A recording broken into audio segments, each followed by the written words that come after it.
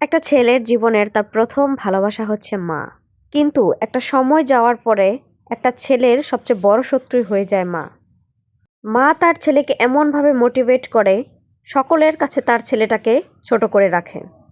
একটা ছেলে যখন বিয়ে করে, সে যতই সামর্থ্যবান ছেলে হোক না কেন অথবা সে বেকার ছেলে হোক না কেন, অনেক অনেক মায়েরা আছে কি করে শুনবেন?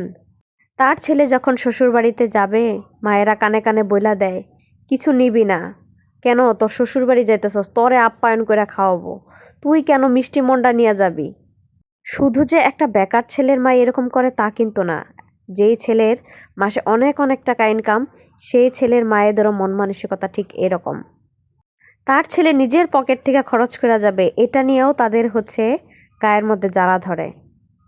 আর যদি ছেলেটা বেকারও হয়, তাহলেও মায়েরা টাকা দেয় না ছেলেকে, যে না, শ্বশুরবাড়িতে যাইতেছস, নিজের সম্মানটা তুই নিজে বজায় রেখা থাকবি।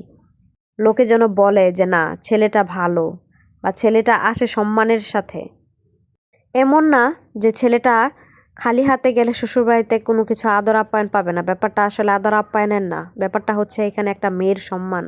ছেলের বউটা যেন সকলের কাছে বুক ফুলিয়ে বলতে পারে যে না, আমার স্বামী আসছে একদম সম্মানের সাথে। আমাদের আশেপাশে এমন কিছু ছোট লোক মা আছে যারা এই কাজগুলা কইরা থাকে, ছেলের কানের মধ্যে এই কান পরা দেয়।